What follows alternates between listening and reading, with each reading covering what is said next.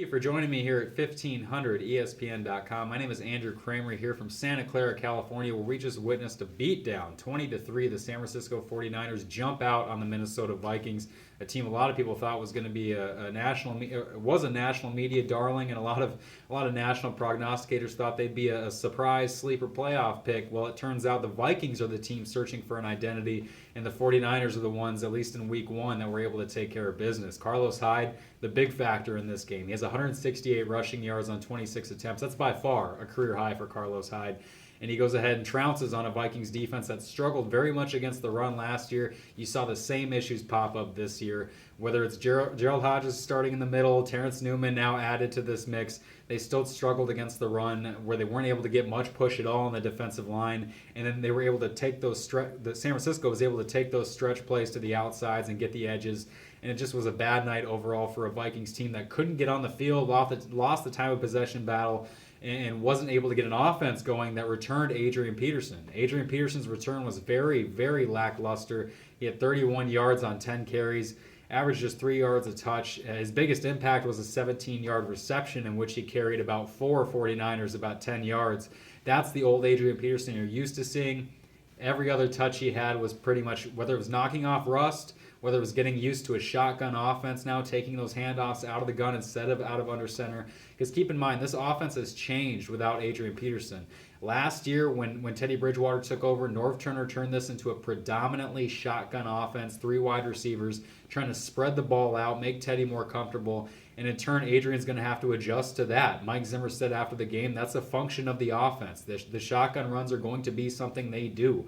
And Adrian Peterson's going to have to get used to that. He's confident he can run out of any formation. Wasn't able to tonight, though. Like I said, his longest run was of 9 yards. San Francisco bottled him up, and don't underestimate the importance of an injury-ravaged offensive line that's missing its best player in John Sullivan. And you could tell Joe Berger, as great as he is as a veteran backup and as much as they wanted to keep him here, he's still not up to that Pro Bowl level that John Sullivan obviously brings. We saw a few unchecked blitzes which fall on the center and the quarterback to identify those things before the snap.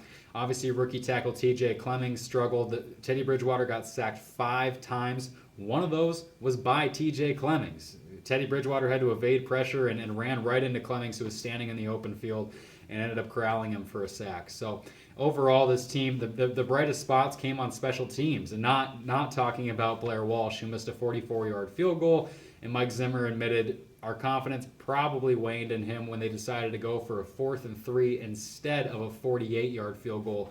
Just later in the first quarter, they decided to do that. So you could tell that's already affecting their decisions with Blair Walsh, who went 5 of 11 in the preseason, completely shanked his first attempt for 44 yards. It went wide right, and that's been his issue the entire time, is pushing his kicks to the right, and it's got to be completely mental for a guy, and really it's got to be discouraging for a team that just signed him to a 4-year contract.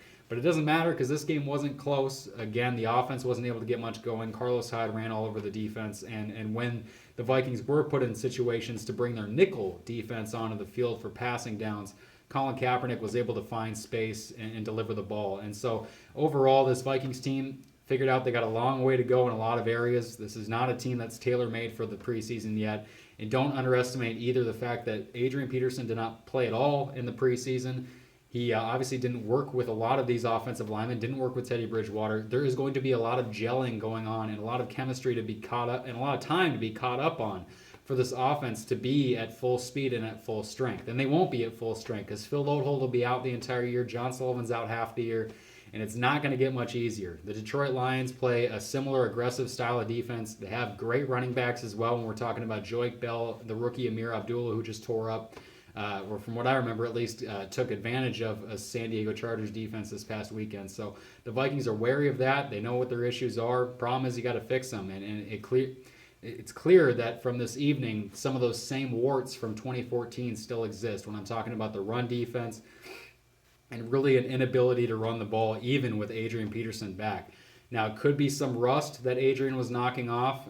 He didn't look necessarily as explosive or shedding the tackles that he's used to. He hadn't been tackled in 372 days. That was the difference between his first game under Norv Turner in September 7th, 2014 to tonight, September 14th, 2015.